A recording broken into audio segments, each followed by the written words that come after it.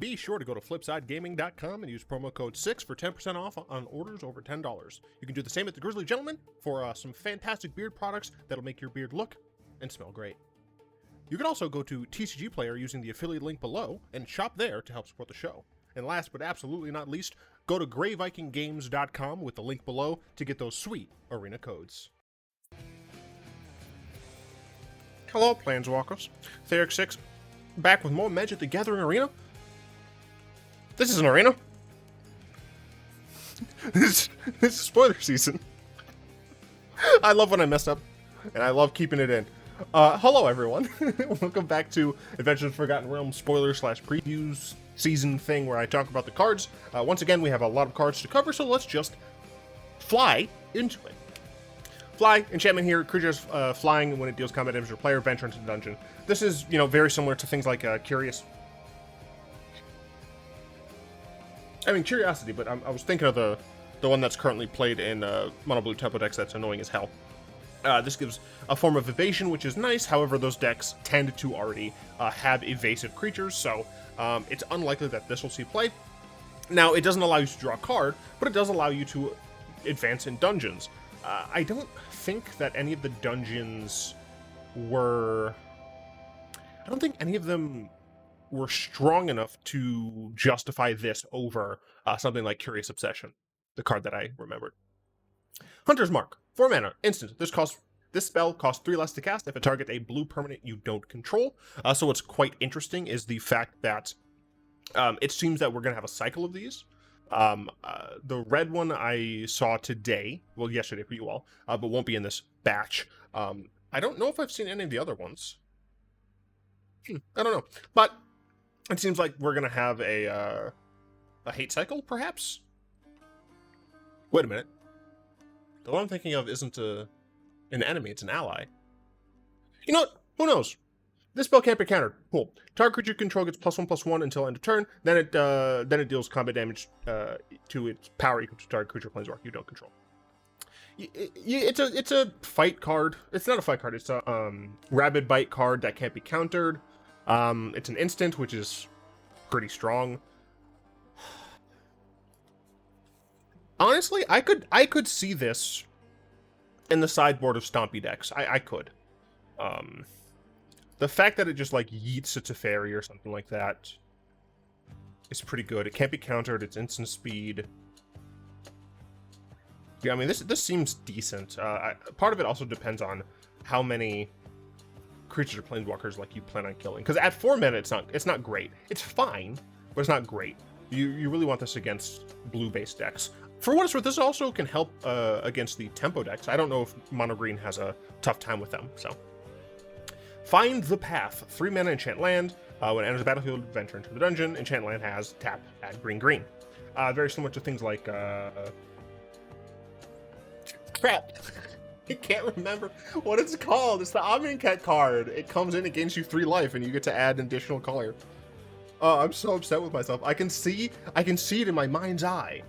Whatever. It's very similar to those style of cards, except this one has the set mechanic. Cool.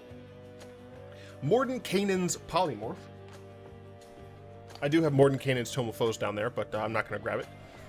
2 mana, instant, until end of turn, target creature becomes a dragon with base power 4/4 and gains flying. This can be interesting. Yeah, I'm trying to think if this can see any like super good play in Standard Historic, and I just don't see it. We saw with things like that white angelic exile card that like exiles something and turns into a 4/4 is not good enough to see play. Like 4/4 is just too large. The fact that it has flying is not good. Now, obviously, you can use it proactively to make your creature stronger, but other than that, it's just not very good to use defensively. Now, this one using offensively, sure. For limited, this is actually probably pretty fine. Evasiveness plus being a 4/4, that's pretty decent. You can use it as a combat trick in a lot of scenarios. You could also use it in a situation where like your opponent is attacking with a 6/6 or something like that. One of their larger bomb creatures. You go to block. Let's say it doesn't have flying, obviously. You go to block with a 4/5, something like that, or even just like a 2/5, something as long as like you're not, you know, getting killed. Your creature would otherwise die in this scenario, but you turn that thing into a 4/4. Either you can trade something larger, or you can, you know, just end up better. So it has potential limited, but I can't really see anything else, anywhere else that it would be good for historic or whatever. Zombie Ogre is a zombie ogre. I love these cards. There's like Skeleton Archer and things like that. I absolutely love these cards that are the name is the type. 5 mana, 3/5 at the beginning of your end step. If a creature died this turn, venture into the dungeon. I love it. It's pretty sick.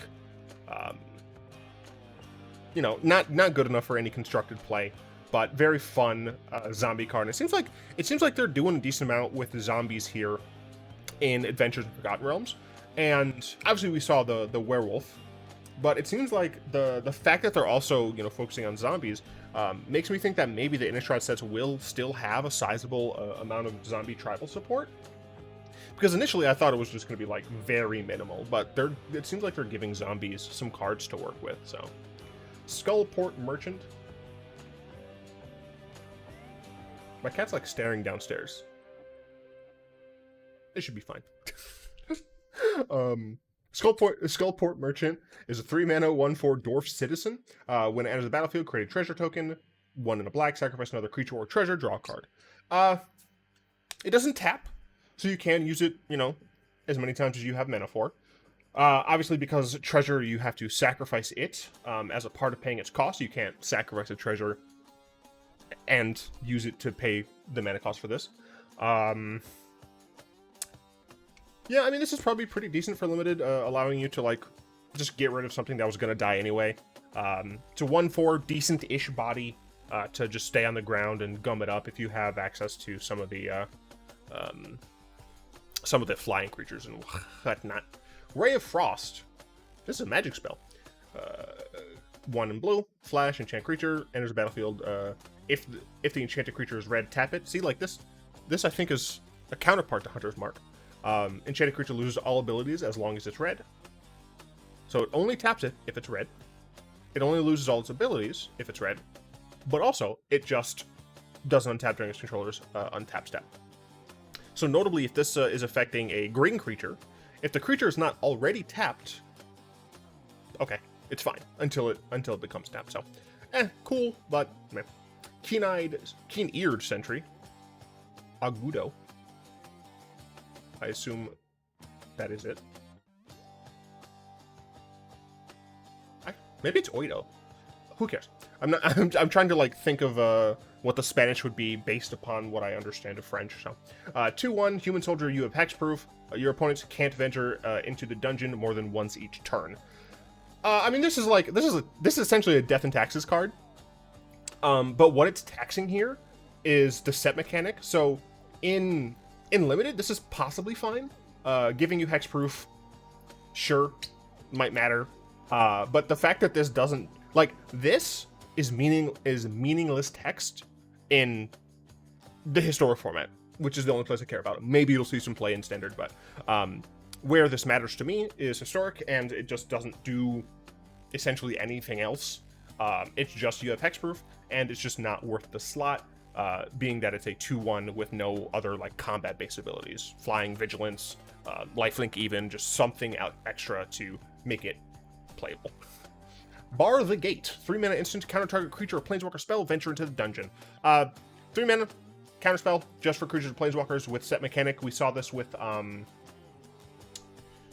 what was it? Maybe that wasn't technically set mechanic. I know there was one in War of the Spark that could target that could counter a creature or planeswalker, and then you exiled it. I'm pretty sure there are other things like this where like counter creature planeswalker specifically set mechanic. So it's that cool.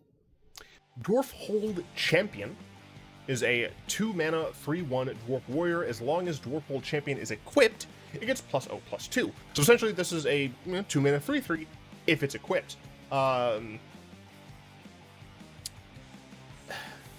issue is that, like, the equipment deck wants to have creatures that can protect themselves more than just buffing their toughness by 2, right?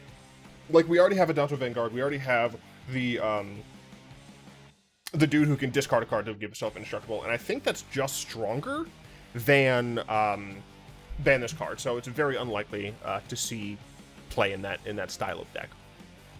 A bullet. These things are horrifying. 4 mana, free 3 beast.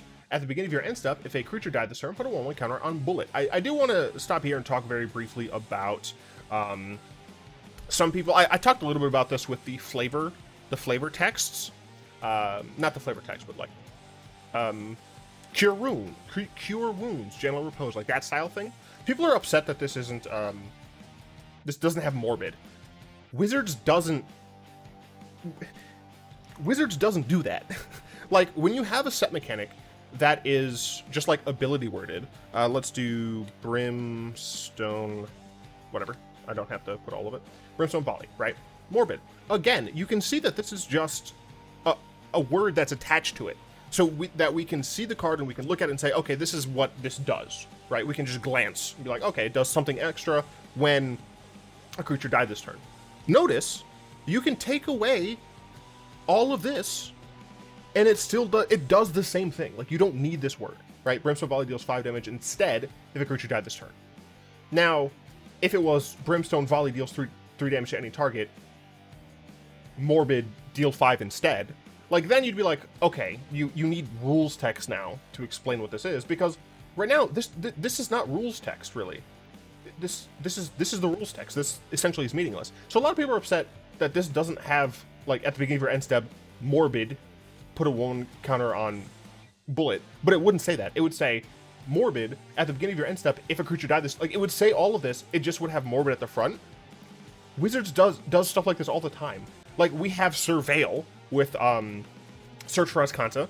We have Landfall in a ton of sets, just like, oh, whenever a land enters the battlefield, do this. Like, we have that, and Wizards has done that for a long time. Also, for what it's worth, I was saying it was scary in Baldur's Gate 3.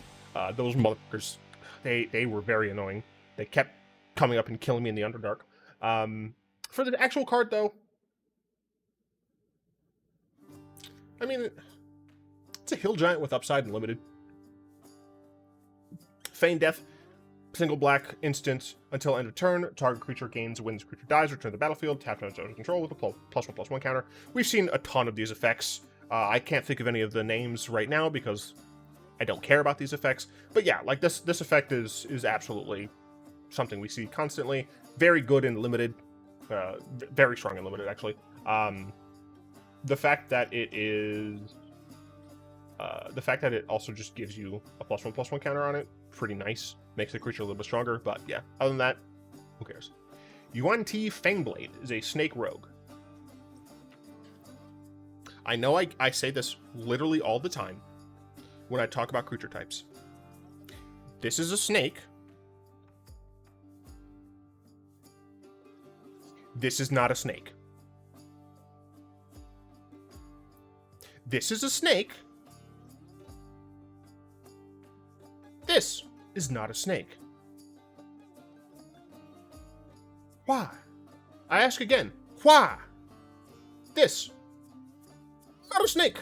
We have Naga on Tarkir and on freaking Amonkhet with snake-ass bodies. Do you want to know what else is a snake?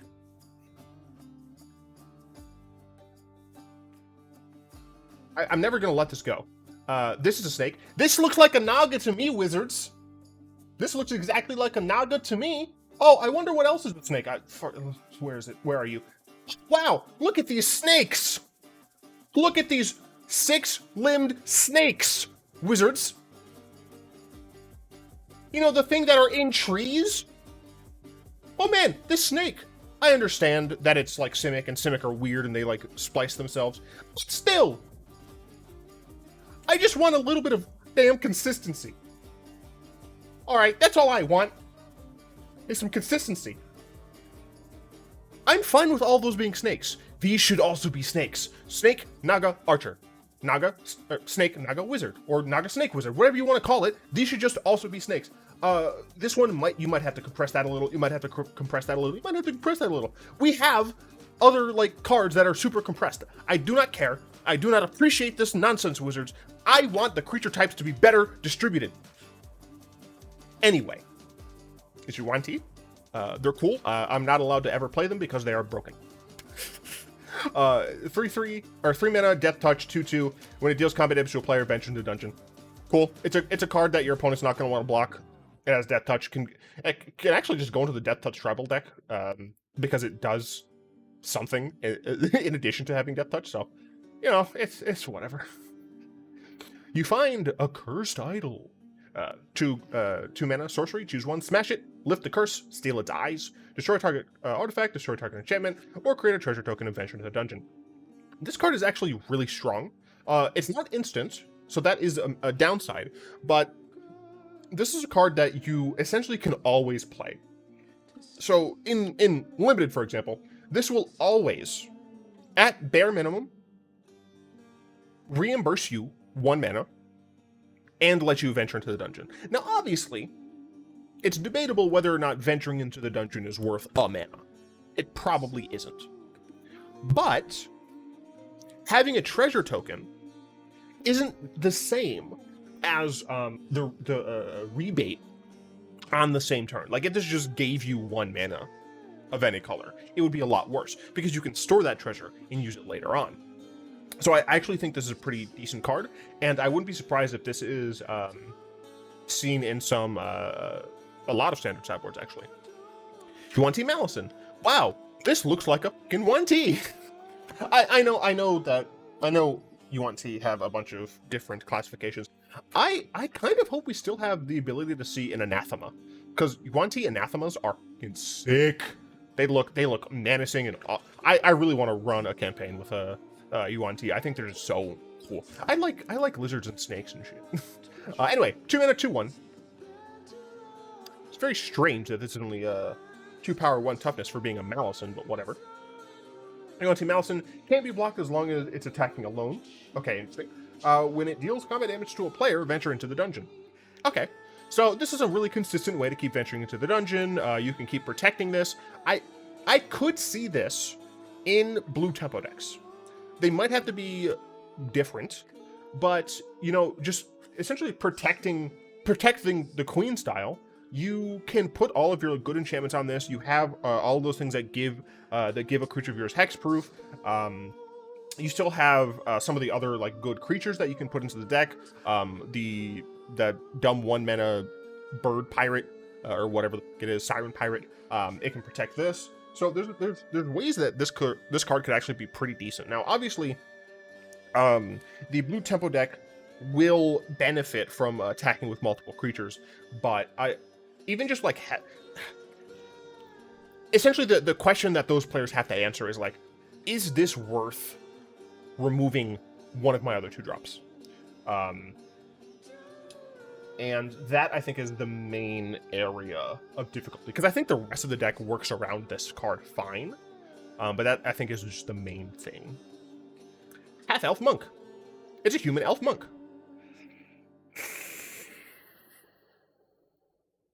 This card can sit on the council, but it's not a zombie ogre.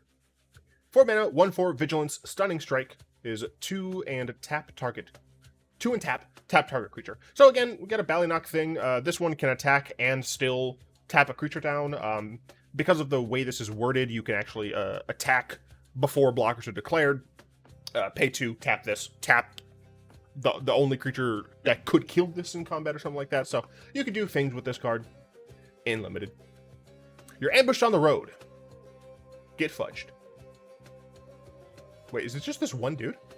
A single white instant, choose one, make a retreat or stand and fight. Return target creature you control to its owner's hand. Only affects your creatures.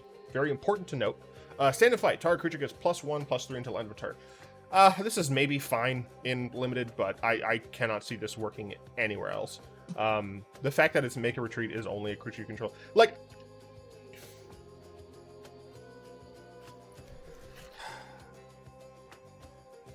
I wonder if this would be probably too good if it let you flicker creature you control. What if it was a slow flicker? That might be better. Yeah, it'd probably be too strong like that. I do wish it was just, you know, less bad. Air Cult Elemental. It's Air Elemental, except kind of different. 6 mana, flying, 2/5 with Whirlwind. When air cult elemental enters the battlefield, return up to one target creature to its owner's hand. Well, other, I should say, so it can't, like, return itself and you do stupid things. I mean, sure, 6 mana 2/5 with flying plus upside, fine and limited, potentially, depends on the glut of good, strong dragons. Clever Conjurer, 3 mana disgusting gnome wizard, 2/3. Has Mage Hand. Tap, untap target permanent not named Clever Conjurer, activate only as a sorcery. So obviously they're really trying to make sure that this card is not busted. It can't untap other Clever Conjurers, including itself. And you can't do it at instant speed. You can't do it in response to things, yada yada yada. This is a card that I think having like that activate only during main phases would be too strong. Because then you can still do like in response stuff that becomes stupid. That said, untap target permanent not named Clever Conjurer. It is free untap. Like this is also like technically blue mana ramp. It's not terrible in limited. I don't think. Whenever I say anything about limited from now on, just add the corollary. I don't think. 2 mana 5/3 Grim Wanderer Goblin Warlock Flash. Tragic backstory. Cast this spell only if a creature died this turn. I am in love with this card. I absolutely adore this. This is making, for those of you who don't play D&D or consume a lot of D&D culture type stuff, this is a trope in D&D, especially for warlocks. You'll see this for warlocks, some paladins, some clerics, a lot of rogues. So warlocks and rogues are kind of the main places you'll see this. And essentially it's just like this edgelord character who is just like, I enter the tavern, covered from head to toe in a black cloak. You can see scars on the fingers in my fingerless gloves, or through the fingers of my fingerless gloves. My hood is draped over my face, showing a visage of only the finest chiseled chin and a discerning smirk. Like crap like that is like, I can't really tell you much about my past. I suffer from mild amnesia. All I know is that my parents died at the hand of some upstart king down in some other land. Like, it's that. And it's just like the most broody nonsense, and the dude's like, instead of following the party, I'm gonna go off and do my own thing, because I'm a lone wolf. Like, it's just that nonsense, and I love it. It's fucking hilarious to call that trope out. This card is not great, but you know, it's not terrible. It's just not great. Shambling Ghast. It's a 1 mana 1/1 Zombo. When Shambling Ghast dies, choose one. Brave the Stench. Target creature and opponent controls gets -1/-1 until end of turn. I hate this card. Or search the body, create a treasure token. First of all, I'm mad that you can't target a creature you control. I'm also mad that this is not a 1/1 counter. I just want more 1/1 counters, Wizards. Negative counters. I want more -1 counters. And it makes me sad that they're not. It's a 1 mana zombie. It's not worth playing in Historic Zombies. You have way too many good 1-drops there. Even Diagraph Gold is just better than this. So, eh. Meteor Swarm. X, trip red, sorcery, deals 8 damage divided as you choose among X target creatures and or planeswalkers. So can't hit face, obviously. 4 mana for 8 damage would be stupid. But 4 mana... Oh wait, this doesn't say X can't be 0. This does not say X can't be 0. 3 mana for 8 damage on a creature or planeswalker. It is sorcery speed, which is fair, but still. Ooh, this does not say that you control, or that you don't control. You can hit your own creatures with this, dude. Stuffy Doll, the Brash Taunter, then you have the Boros Knight, the 4/3. I'm liking this. This is interesting. A lot of times in those decks, you'll want to be playing things like the big destroy card. Meteor. Extinction Event. No. Yes? Yes, I think so. The freaking Meteor that costs 7 deals 20 damage. Now, obviously, that card deals 20 damage. Like, theoretically, it just domes your, like, it just kills your opponent. But it also is 7 mana. So things that you can do is you can essentially, like, make one of your creatures indestructible. Thanks to, I mean, like, you can literally, like, Brash Taunter, it's the 1 mana white Ikoria card. Fight is one. Fight is one. You can hit the human knight plus the goblin taunter, make them both indestructible, and then literally pay. Oh wait, X does have to be one because you still have to have the target. Damn it. Still, it would cost 5 to deal 16 damage. Like, that's the thing, is if you have, like, 2 of these creatures, you know, like, maybe turn 2, you play a mana rock, turn 3, you're able somehow to play the all pip, Boros Knight dude, then, you know, you play another one, and then, bada bing, bada boom, your opponent takes 16, they're probably dead because you've hit them for something. Like, I think this is really cool. Shut up. You come to the Null Camp. 2 mana instant. Choose one. Intimidate them. Fend them off. Up to 2 target creatures can't block this turn. Alright, cool. This is aggressive. Fend them off. Target creature gets +3/+1 until end of turn. This is also more aggressive, but it can be used defensively to trade up. You happen on a Glade. 3 mana instant, Journey On, or make camp, search your library for up to 2 basic land cards, reveal and put in your hand, or return target permanent card from your graveyard to your hand. So, I mean, this is similar to like Bala Ged Recovery, things on that style. Obviously, this is more restricted. This only puts in hand, so it's not cultivate. So you'd prefer to not be paying 3 mana for either of these effects, but again, paying 3 mana for the choice of these effects is why you do it. Null Hunter. Once again, I will say, I'm PO'd, or P-O? I don't like it. That this isn't also a hyena. It makes me very sad. 2 mana 2/2 though. It's a bear, but not a hyena.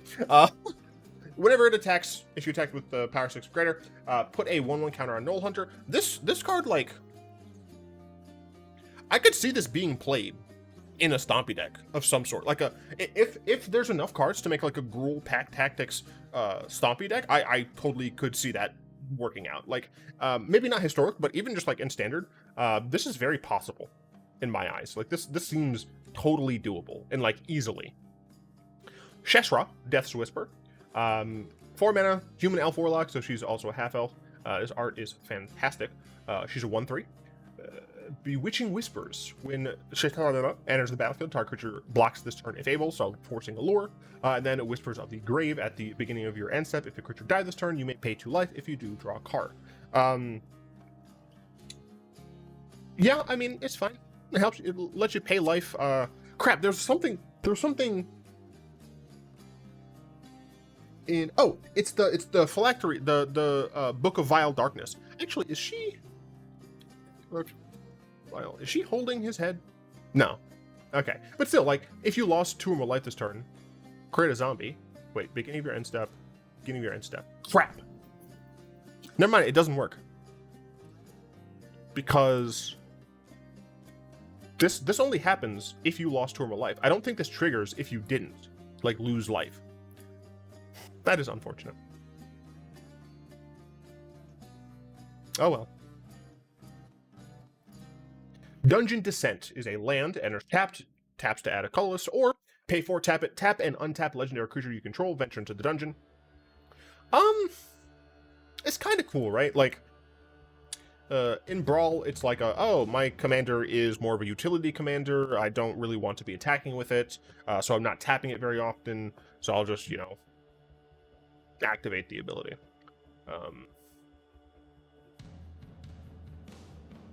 It's kind of the only place I see it, though. And even then, it's not very good. Like, I have a legendary theme EDH deck with Captain Sisay, but I don't know if I'd play this. Hama Pashar, I think I'm saying that right. Ruin Seeker. She is a 3 mana 2/3 human wizard. Room abilities. I love that. Room abilities of dungeons you own trigger an additional time. So you double down on dungeon value. This obviously is a like Brawl hit. Or a Brawl card. This is not going to be an EDH card until we get like a ton of venture cards, especially since this is limited only to white and blue. Would have been nice if it was green as well. I think there's a lot of good green cards that do dungeon stuff, but oh well. Varus, Silver Moon Ranger. It's a 3 mana 3/3 human elf ranger. It's a legend. It has reach and ward 1. Cool. Whenever you cast a creature or planeswalker spell, venture into the dungeon. This ability triggers only once each turn. Sure, that makes sense. You don't want to be able to just like super reduce creatures and just essentially near infinitely enter dungeons. Whenever you complete the dungeon, create a 2/2 green wolf creature token. That is less strong, in my opinion, because it only comes after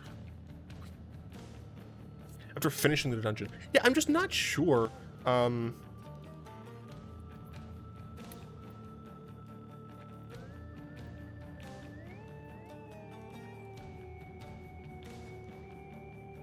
don't remember how many is average. So 1, 2, 3, 4, 1, 2, 3. So potentially you can do this. Oh my god. 1, 2, 3, 4, 5, 6, 7. Really? 1, 2, 3, 4, 5, 6, 7. Yeah. So we have a 7. We have a potential 3 or 4. Then we have a 1, 2, 3, 4. All right.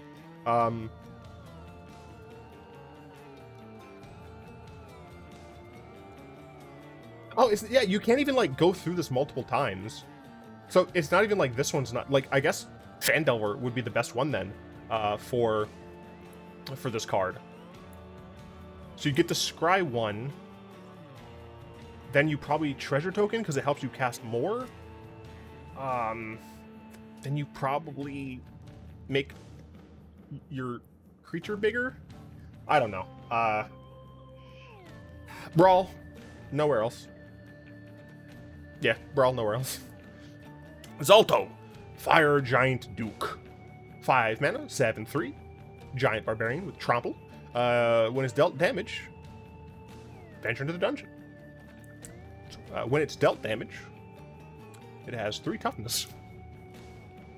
Hopefully you have a way of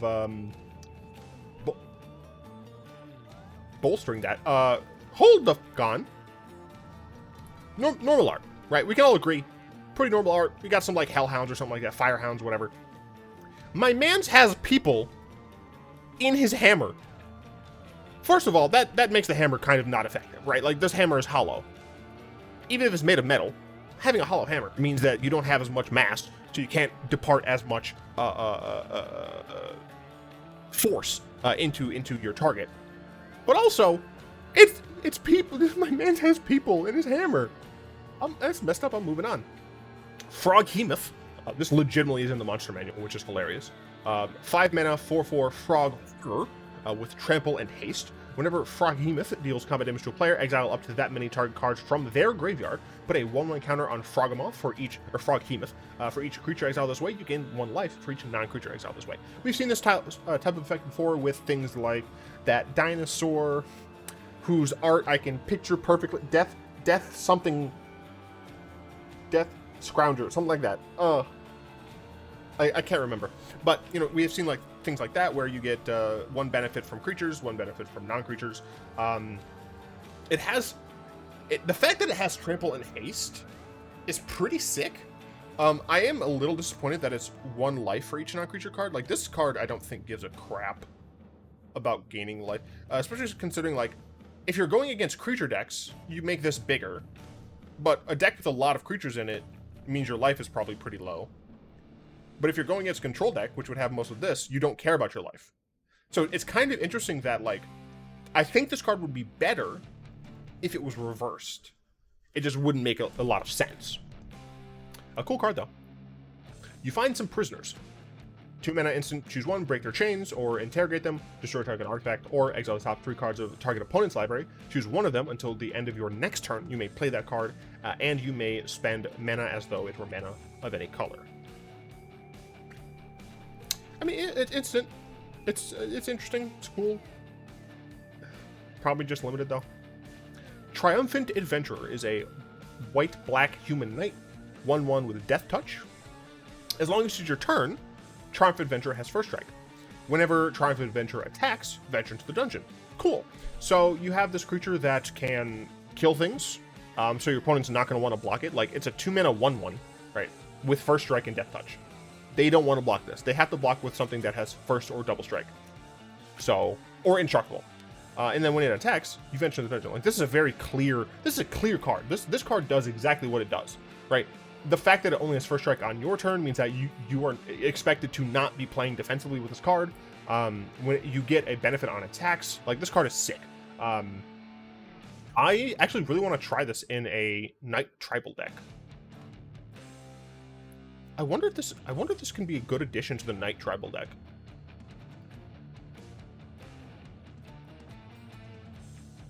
Possibly.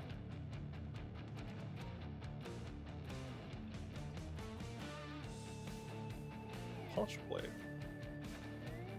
I guess the issue is just like, I think the biggest issue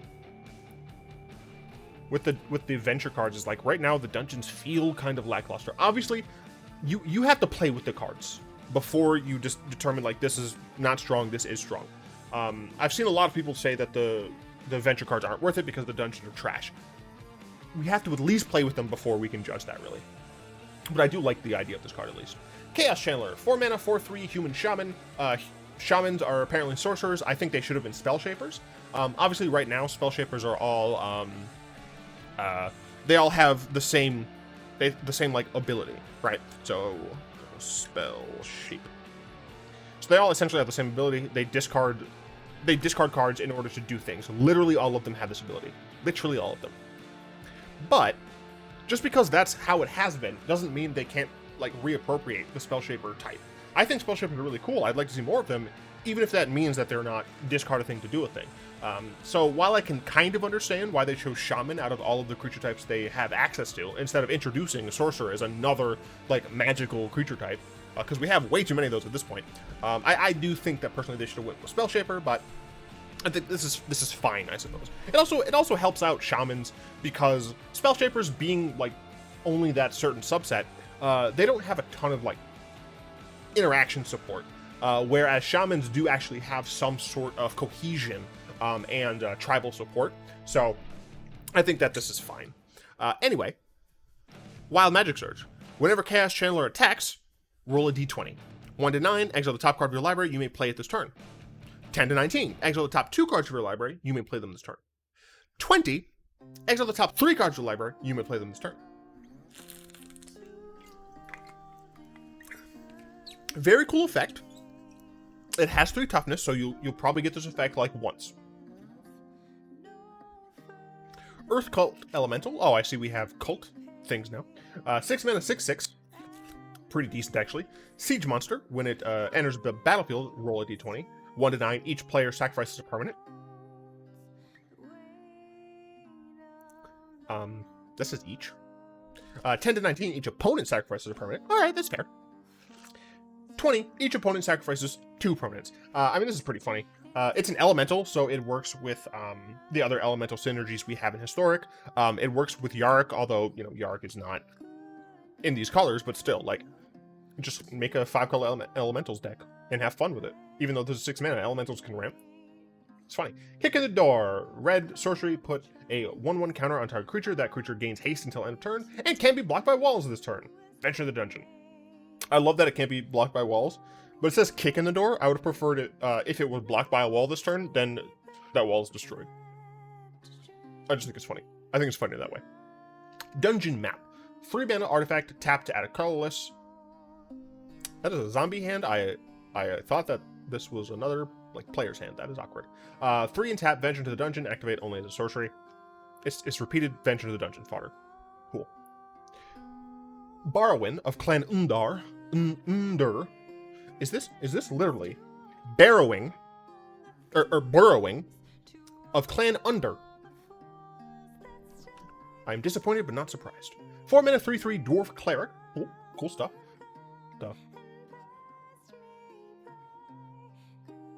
Those are mind flayers. But behind her, it looks like, okay, it is a beholder. I was trying to see if at the end of the eye stalks it actually had eyes. Because if it wasn't, it could have been a different subtype of beholder. My favorite subtype of beholder is a Bloodkiss. I think they're adorable and horrifying. Anyway, she enters the battlefield, venture the dungeon. Whenever she attacks, return up to 1 target creature card with mana value 3 or less from the graveyard to the battlefield if you've completed the dungeon. Cool card. Works a lot with the other clerics type things. So this could either be the commander or in the hopefully soon 99 of Brawl, Historic Brawl player decks. I think it's reasonable. Fate Reversal, 2-mana sorcery, return up to 1 target creature card from your graveyard to your hand, venture to the dungeon. We've seen effects like this for limited. You get your best creature back. You also get to venture in the dungeon. Sure. Improvised Weaponry, 3-mana sorcery, improvised weaponry deals 2 damage to any target, create a treasure token. Essentially, you're just doming someone with a random piece of nonsense. It's sorcery, it's 3 mana, only deals 2 damage. It does deal 2 damage to any target, but it only deals 2 damage. I don't even know if you play that in limited. Ooh. I'm mad. +2 mace. Equip creature gets +2/+2. Equip 3. I want to draw your attention to the fact that this card has white in its mana cost.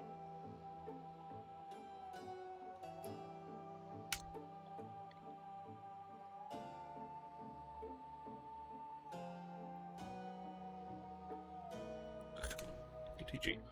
I'm looking for, it's like, I think it's like Volshock. Volshock? Yes. This. 2 mana, +2/+2, 2 to equip. Now, this is uncommon. This is common. I understand that. The issue is, this costs a white pip. This has color in it, which means it should be better than artifacts that don't. However, it is just worse. And the hilarious thing is that this is also a mace. This is a Morningstar. Like, it'd be different if this was like, Volshock sword, something like that. Like, then okay, you don't have a direct comparison. This is literally a mace. This is supposed to be a +2 mace. Do you know what +2 maces are in D&D? They're things that give you +2 to hit and to damage. Technically speaking, it's not flavorful that this also gives toughness because it doesn't do anything for AC. That's fine, whatever. Why in the fuck does this have equip 3? Obviously, equip 1, busted.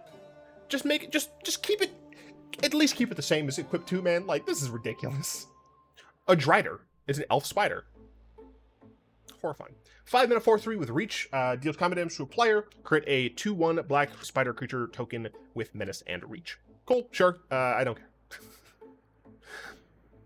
Farida, chosen by devils, tiefling warlock, love it. 2 blue red for a 3/3, dark one's own luck. Whenever you roll 1 or more dice,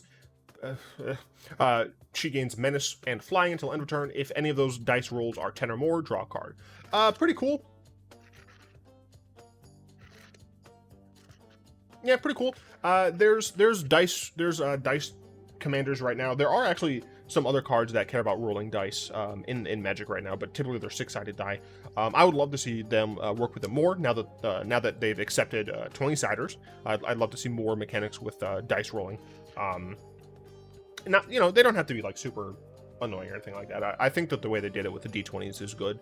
You functionally only have like a range of effects instead of it literally being like 1 to 5, 6 to 10, 11 to 15. Instead of doing that, they had like reasonable ranges. So yeah, I think this card is cool. Can be Brawl roll stuff. Spike Pit Trap, 1 mana artifact, flash, 5 and tap, sack it, choose target creature, then roll a d20. 1 through 9. Spike Pit Trap deals 5 damage to that creature. It's not terrible. We've seen something similar to this. I do not remember what it's called. I legitimately don't. It's in the arena right now. Do not know what it's called. But if you roll 10 to 20, deals 5 damage to that creature, and you get to create a treasure token. Because I guess you loot the body or something. Displacer Beast, 3 mana cat beast, 3/2. When it enters the battlefield, venture into the dungeon. Displacement, 4 mana, return Displacer Beast to its owner's hand. So for a very expensive, you can essentially keep venturing to the dungeon with this card. Maybe you play it in limited, but meh. Eltergard Ranger, this hits home because of the D&D campaign. 5 mana 4/1, human elf ranger, again half elf, with reach. When this thing enters the battlefield, create a 2/2 green wolf creature token. So it's essentially 5 mana for 6/3 worth of stats. It's probably fine. This reach essentially means like you get to block an adult gold dragon. Instrument of the Bards is a single green legendary artifact. At the beginning of your upkeep, you may put a harmony counter on Instrument of the Bards. Tap 4, and then tap this. Search your library for a creature card with mana value equal to the number of harmony counters on it. Reveal it and put it into your hand. If that card is legendary, create a treasure token, then shuffle. This card's bad, right? Like, if you want to get a 1-drop, it costs 4 and a tap. Okay, so you don't get a 1-drop. Getting a 2-drop, also not great. Get a 3-drop. I mean, it goes to your hand, so you still have to pay for the 3-drop. Like, you're not putting it into the battlefield, you're putting it in your hand. So you're paying 4 and tapping this after 3 turns. Because it's at the beginning of upkeep. If this is at the beginning of end step or something, maybe. But you're waiting 3 turns after you've cast this card. And you pay 4, and you go get a 3. So then, it's like, it's not great. Sure, maybe you're making treasure tokens. You're making a single treasure token. It's not going to help you a ton.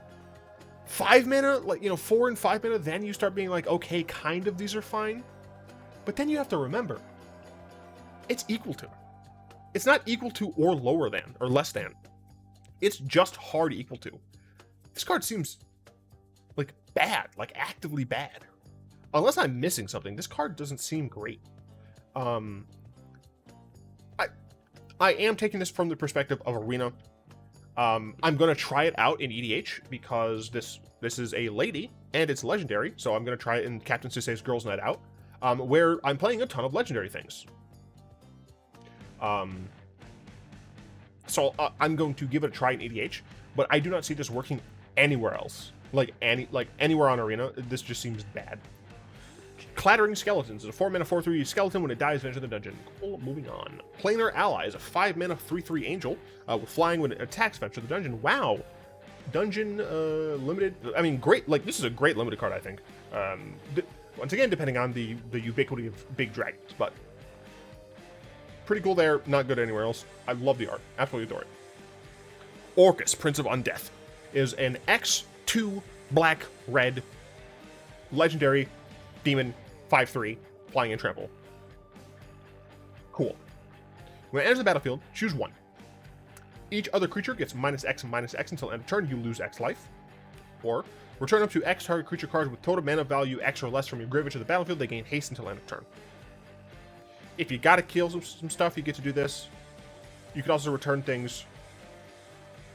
But man, if you want to do like anything good, X is going to cost a lot.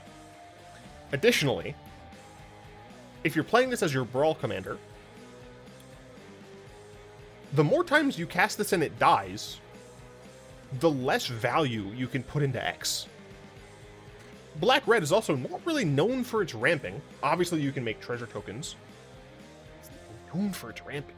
It's what I like to call probably not very good. That said, I believe we have black market on Arena right now. Black market? We do. So we have black market on Arena, and it's possible that if Wizards does finally let Brawl be 100 cards, like base, and I think this is the most important part, they raise the starting life total to 30, then you could maybe put this in kind of a demon devil like theme style deck that kills a lot of things, and has black market to generate potentially a lot of mana. You could also use the 5-mana treasure card, Revel in Riches. You could do that. But with only 25 life, 40 life in EDH helps a lot. 25 life is very not good, especially when it's 1v1. If Brawl was multiplayer, the 25 life would probably be fine. I know technically Brawl's meant to be a multiplayer, but shut up, it's not. Yeah, like 25 I just don't think is enough in 1v1 for Brawl. Even if you raise the card cap to 100, or the card minimum, the card count. Yeah, I like the card. I don't have high hopes for it because of the formats. Sacred Door, blue artifact creature wall defender. It's a 5 mana, venture in the dungeon, activate only the sorcery. It doesn't tap, so that's cool. So, I mean, this is just literally a wall that you can sit there chilling with, unless someone breaks down the front door or whatever it was. Dragon's Disciple. Unfortunately, very grainy art. 2 mana, 1/3 human monk. As it enters the battlefield, you may reveal a dragon card from your hand. If you do, or if you control a dragon, Dragon's Disciple enters the battlefield with a 1/1 counter on it. So this could be a 2 mana 2/3 or 2/4. That's not bad. Dragons you control have ward. Cool. Makes it harder for your opponents to kill your dragons. That's cool. What I would love is to get back. I mean, I'm still so upset. Like, Wizards did Historic Anthology. When was the last remaster? I feel like the last remaster was so long ago. Man, I don't know. I'm gonna look it up after this video though. Like, I would love to see Shadows of Innistrad remaster. I don't want to see a remaster. I just want to see it wholesale be put onto Arena. But who knows if that'll happen, because Wizards can just coast. See what I did there? Very sad, but yeah, I'd like to see the other Tarkir stuff, because they had other cards that cared about dragons and stuff, but whatever. Delver's Torch. This looks like a normal dude who's about to get completely killed. A lot of goblins back there. 2 mana artifact equipment. It is 1 and a white. Equipped creature gets +1/+1. Whenever equipped creature attacks, venture to the dungeon, equip 3. Why is that equipped? That equip 3 just feels so expensive. Like, I would much rather this be like 3 to cast and just 2 to equip. Even if it was like 3 colorless to cast and like, or no, you can make it even harder, right? 2 white to cast and then 1 white to equip. Boom, I made it better. Veteran Dungeoneer is a 4 mana human warrior, 3/4. When it enters the battlefield, venture into a dungeon. You know, this is like Ox stats. You can block with it. And limited. Cool. Wandering Troubadour. This Dragonborn is... Oh my god, I didn't realize they had a Grung. Grung's so cute. Look at it. He's so cute. Dude, this party's a party I want to be with, dude. We've got some sort of warlock. Based on the armor, I'm guessing minimum of warlock. I definitely don't think this is a wizard. We have probably a barbarian, because this doesn't look like technically armor. He just looks like he's wearing clothes. So probably a barbarian, maybe human, but also... No, probably just human. Maybe half giant, who knows. Then we have a dragonborn bard. And we have like a grung. I think the grung maybe is also a bard. Based on like the feathered hat and then like the tambourine things. No, cymbals. It's like 2 bards in the party. Nonsense, but you know, it's freaking... I love this. I want to be a part of this party. This is great. It's so cute. This is best art in the set so far. Absolutely best art in the set. This is adorable. Anyway, it's a Dragon Bard, 4 mana, 4/2. Beginning of your end step, if you had a land on the battlefield under your control this turn, venture the dungeon. Cool. Moving on. I talked more about the art than I did about the card. Sylvan Shepherd, 3 mana creature human druid with vigilance. It's 2/3. Whenever it attacks, roll a d20. 1 to 9, you gain a life. 10 to 9, 19, you gain 2 life. 20, you gain 5 life. Okay, sure.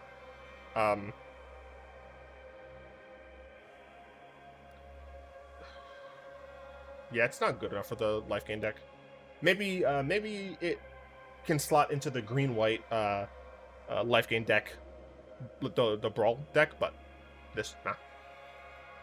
Precipitous Drop. 3 mana, aura. When it enters the battlefield, venture the dungeon, enchanted creature gets -2/-2, it gets -5/-5 instead, as long as you complete the dungeon. The way this works, I believe that as soon as you complete a dungeon, it becomes -5/-5.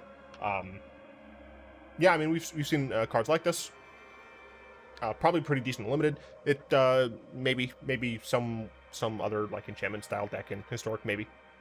Eccentric Apprentice is a 3 mana tiefling wizard with flying. It's a 2/2. When it enters the battlefield, venture in the dungeon. At the beginning of combat on your turn, if you completed a dungeon, up to 1 target creature becomes a bird with base power and toughness 1/1 and flying until end of turn. So essentially, you can give another one of your things evasion at the cost of turning them into a bird for a little bit, or you can make one of your opponent's creatures Garbo. It is great. It's a Windrake with upside. Like this is good. Windrake with upside. Volo, Guide to Monsters.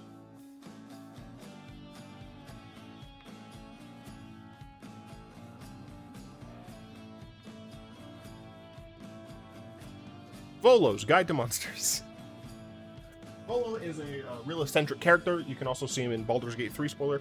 4 mana, 3/2 human wizard, legendary. Whenever you cast a creature spell that doesn't share a creature type with a creature you control or a creature in your graveyard, creature card, copy that spell. A copy of a creature spell becomes a token. So this is pretty sweet. It'll probably be easier to do in Brawl, the 60 card version, because you just play the creatures. You don't have like a swath of interlapping creature types like you do in Commander. That said, I'm going to try this in my my Riku wizard deck. Or not wizard deck, sorry. My Riku creature deck that clones a bunch of creatures, because that deck doesn't necessarily have a ton of like the same creatures. What is interesting is that this is on cast. It's not on ETB, which is like obvious, but unfortunate, because it does mean that like if you are casting clones, which are typically shapeshifters, the clones are not going to like play nice, essentially.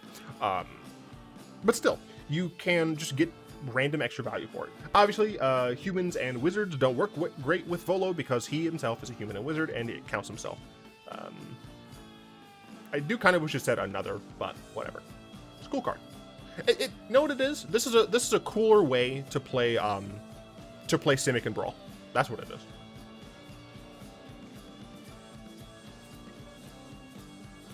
It's the deck of many things. Ooh. 5 mana legendary artifact. Pay 2. Roll a d20 and subtract the number of cards in your hand. Okay, right. I was very confused. Roll a d20 and subtract the number of cards in your hand. If the result is 0 or less, discard your hand. 1 to 9. Return a card at random from your graveyard to your hand. Okay. 10 to 19. Draw 2 cards. Okay. 20. Put a creature card from any graveyard onto the battlefield under your control. When that creature dies, its owner loses the game. Notice, this can include you. If you return one of your own creatures to the battlefield and it dies, you lose. I think that this card is hilarious, but you do have to subtract the number of cards in your hand, so it does limit the types of decks that it can be played in. You essentially never want to have... You want to be hellbent every time you roll this, so you can get this ability. Because if you have a single card in your hand, 20 minus 1 is 19.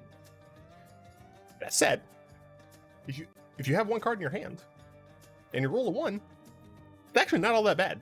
Sure, it's 0, but all you have to do is discard your 1 card. If you have 5 cards in your hand, and you roll a 5, get screwed.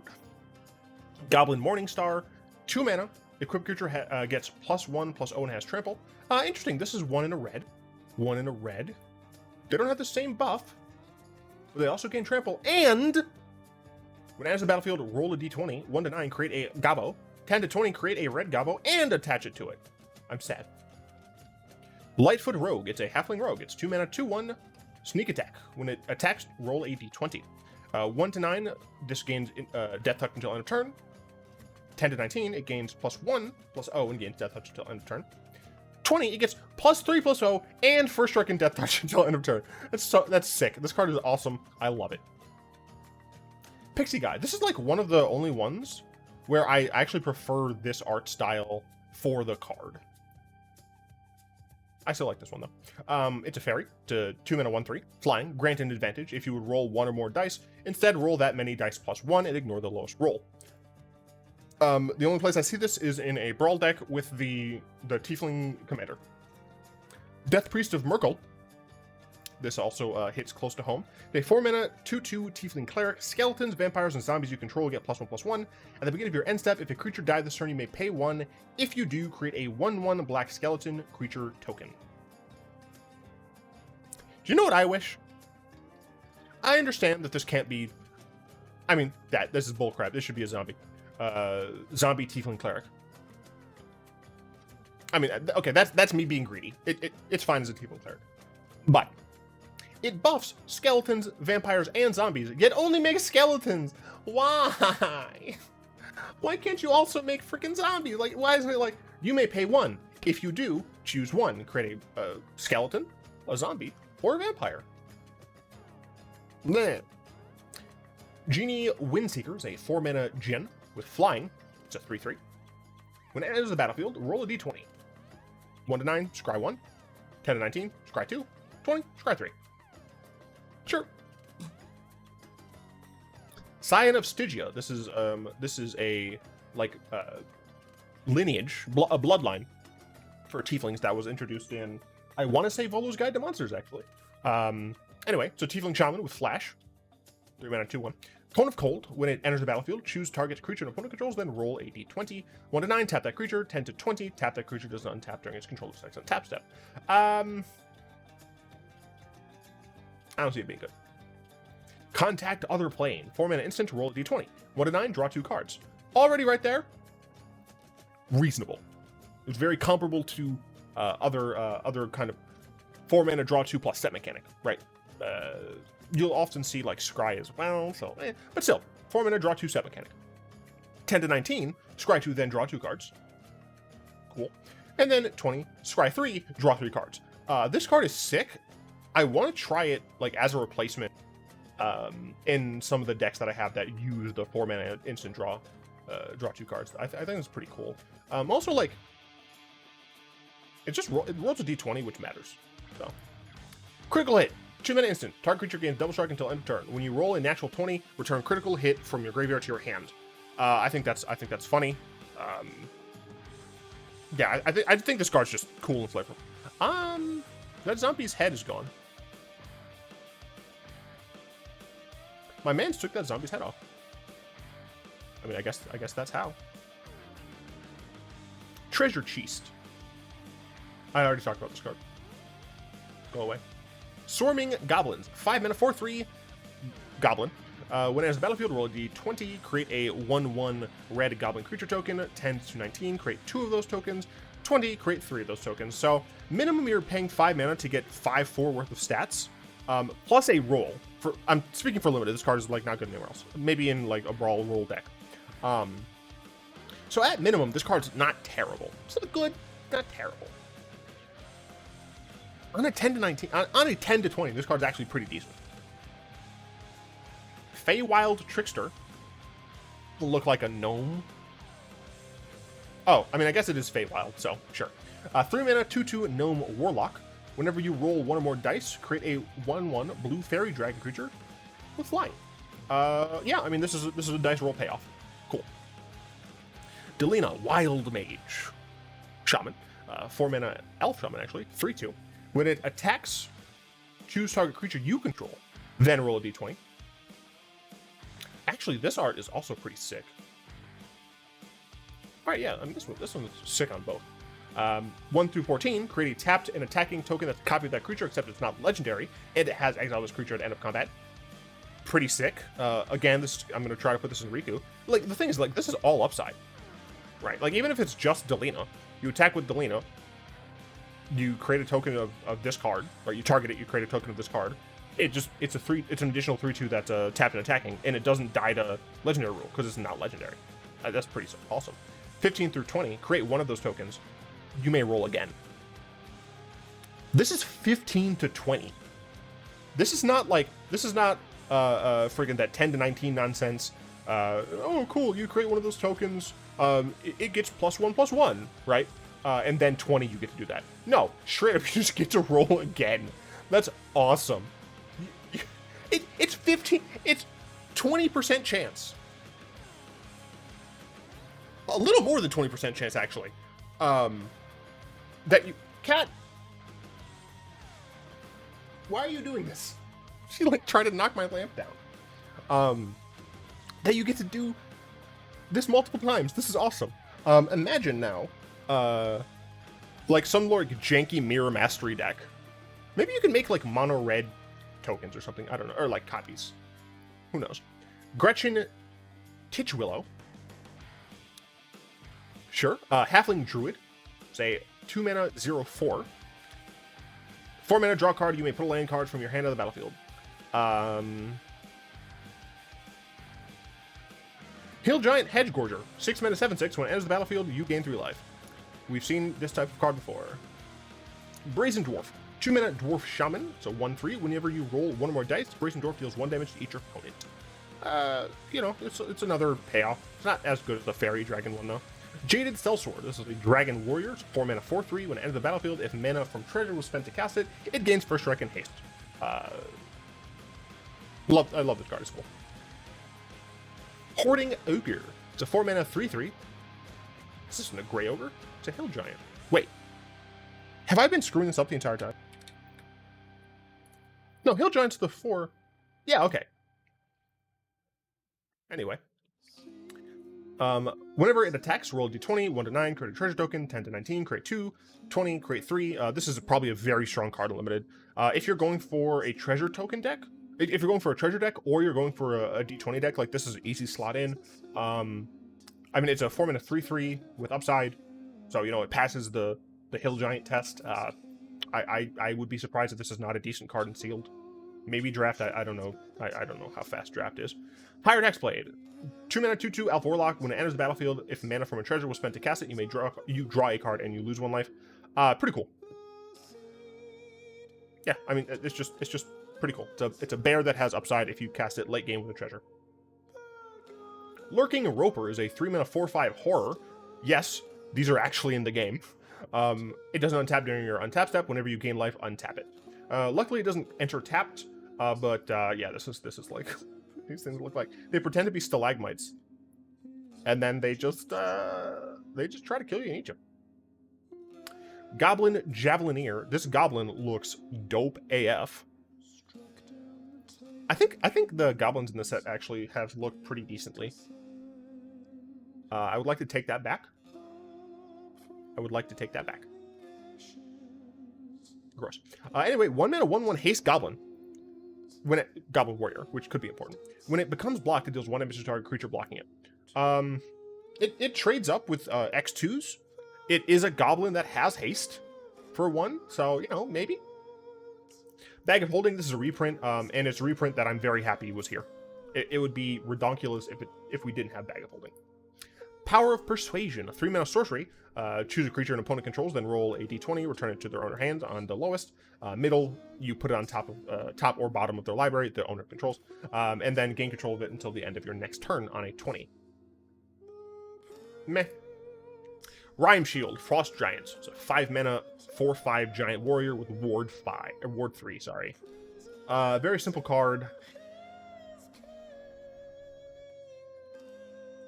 I mean, it's probably fine limited though. It's an annoying body. Wizard Spellbook. It's a 7-mana artifact. It's 5 blue. Tap, exile target instant or sorcery card from a graveyard. Roll a d20, activate only as a sorcery. 1 to 9, copy that card, you may cast the copy. 10 to 19, copy that card, you may cast the copy by paying 1 rather than paying its cost. 20, cast each card exiled with Wizard Spellbook. You may cast any number of the copies without paying their mana cost. Oh my gosh, I love this card. This is hilarious. I'm absolutely going to put this in my Spell Riku deck. I have 2 Riku decks. They're twins. It's the creature and spell Riku, or green and red. I think Riku's base blue. I don't remember. But yeah, this is hilarious. I love this card. I mean, it's expensive, but it is also really cool. Demi-Lich. Quad blue for a Skeleton Wizard 4/3. This spell costs blue less to cast for each instant and sorcery you've cast this turn. Okay.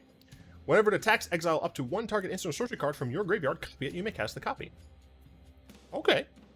You may cast Demi-Lich from your graveyard by exiling 4 instants and or sorcery cards from your graveyard in addition to paying its other costs. The thing is, let's say it's in your graveyard. You cast 4 instants and or sorceries. You then exile those. You have to pay its other costs, but this spell costs blue less to cast for each instant sorcery you've cast this turn. It costs free. You cast 4 instant sorcery spells. You then exile them, and then you play this for free. You also, fun fact, are playing the Phoenix decks, which also run Crackling Drake, which cares about your instant sorceries being in exile. I'm going to limb and say this card's probably pretty decent. It might not be super strong, but this seems decent. Hulking Bugbear is a 3-mana 3/3 goblin with haste. Sure. Red Dragon is a 6-mana 4/4 flying dragon with fire breath. When it enters the battlefield, deals 4 damage to each opponent. I actually would have preferred this. Oh my god. I mean, I would have preferred if this card dealt damage to a creature or something, but this art is sick. This art's fucking sick. I'm not saying this art's bad. For one thing, it's fuzzy. Whatever capture had it is fuzzy. But this one's fucking sick. Shocking Grasp. 2-mana instant. Target creature gets -2/-0 until end of turn. Draw a card. Cool. It's whatevs. Kalane, Reclusive Painter. It's a Rakdos legendary human elf bard. So 1/2 for 2. When Kalane enters the battlefield, create a treasure token. Other creatures you control enter the battlefield with an additional 1 with counter on it. For each mana from treasure spent to cast them. Cool. Again, red-black treasure deck. Minimus Containment. 3 mana, enchant aura, enchant non-land permanent. Enchanted permanent is a treasure artifact with tap, sack it, add 1 mana of any color. It loses all other abilities. This card is actually a good white card. This is very similar to Imprisoned in the Moon. It's very similar to Song of the Dryads. It's very similar to those cards in that it can just nullify anything except for a land. Imagine, for example, your opponent is playing a Perforos deck. You turn it into a treasure. Doesn't matter that it used to be indestructible, not indestructible anymore. Sure, they can sacrifice it to add a colored mana, and they can use that mana to help pay for the Perforos, but you know what your opponent's not going to be able to do when they're casting the Perforos? Have as much mana to cast a bunch of other things and kill you. So I think this card's actually pretty strong. I would not be surprised if this doesn't see a lot of Brawl play, and I'd be more surprised. No, I'd be a little less surprised. I think it's absolutely going to be played in a lot of Brawl decks, at least ones that are primarily white. But this just seems decent in EDH as well. Guardian of the Faith. Last, but certainly not least, I love this card. 3 mana, Spirit Knight, Flash Vigilance 3/2. Already, pretty cool. The fact that it's a knight is sick. I love knights. We have not had a lot of knight support. Wait, that's a lie. We haven't had a lot of mono white knight support. There we go. We've had some, not a lot. Mono. But this is a Death and Taxes card. When it enters the battlefield, any number of other target creatures you control phase out. Interesting that phase out seems to just be like a deciduous mechanic now. It's just like, yeah, we'll use phase out when we find it necessary. Obviously, Wizards didn't want to get your ETBs back. Death and Taxes, for what it's worth, doesn't always have a lot of ETBs. It does if you have things like, let me rephrase. Historic Death and Taxes doesn't have a lot of ETBs. There we go. I covered my bases. But this phases them out. Now, obviously, it can't protect itself, but that's fine. Now, imagine you're playing Death and Taxes. You're going up against a control opponent. Now, right now, you have a decent amount of creatures on board. You don't really want to add more to your board because you'd walk right into a board wipe. But also, you have Guardian of Faith. Your opponent casts the board wipe, the Wrath of God. You flash in Guardian of Faith, protect all of your other creatures. This card dies. On your turn, your creatures phase back in, and then you kill them. It's so good. I love it. I love this card. It's fantastic. It's all I ever wanted. All I ever needed. Something you now.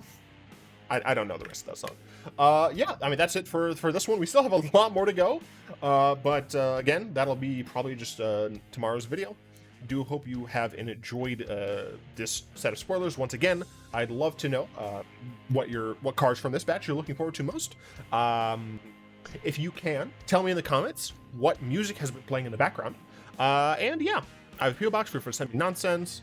I would like to thank my lovely patrons for the continued financial support. Times are particularly tough right now. And in order to really showcase the new set, it would be fantastic if any of you could support financially, either via the Patreon, Twitch subscription, or a channel, YouTube channel membership. If you can't afford that, let me rephrase, because that sounds awful. Don't support if you're not literally able. If you aren't able, you can support by liking, commenting, subscribing. All of that stuff really helps. And of course, until next time, all will be one.